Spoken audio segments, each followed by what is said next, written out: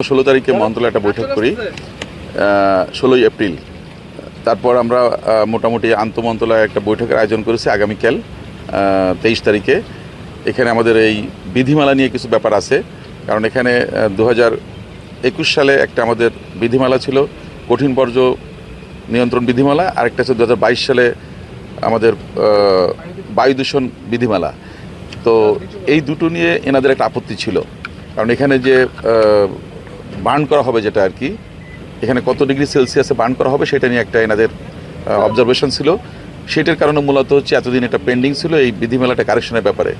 তো আমাদের মন্ত্রণালয়ের মাননীয় মন্ত্রী মহোদয় ইতিমধ্যে উদ্যোগ নিয়েছে, আমাদের সবার সাথে বইছিল, সংশ্লিষ্ট আপনাদের যারা মন্ত্রণালয় আছে সবার সাথে কথা হয়েছে।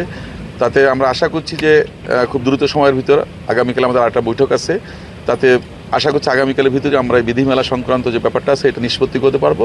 পরবর্তীতে হয়তো আইন মন্ত্রণালয় একটু সময় নেবে, তারা হয়তো এটাকে একটা বেটিং করে তারা হয়তো সার্কুলার দেবে বা এসআরও করবে। আর এখানে এসে আমি যেটা বুঝলাম সেটা হচ্ছে যে এখন এনাদের পার্ট কাজ কমপ্লিট করা আছে, ল্যান্ড ফিলিং সহ কিছু কাজ, বাকিটা আমাদের বিধিমালা নিয়ে আগামীকাল যদি আমরা ওনাকে ওকে করতে পারি তাহলে ওনারা একটা টার্গেট নিয়ে কাজ শুরু করবে। এবং আমরা আশা করছি জুলাই মাসে হয়তো আমরা এটাকে কনস্ট্রাকশন পর্যায়ে কাজ শুরু করতে পারবো, মানে এই যে প্রজেক্ট নিয়ে আর কি।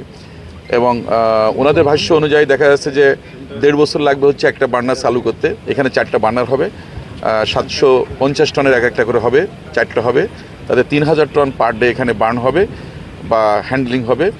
তো সেটা আশা করা যাচ্ছে হয়তো 2 বছর 2.5 বছর লাগবে সব কিছু মিলে কমপ্লিট করতে। বাট ইনিশিয়ালি ওনারা ফার্স্ট যেটা শুরু করবে লঞ্চিং, সেটা হয়তো 18 মাসের মাথায় হয়তো এটা হয়ে যাবে।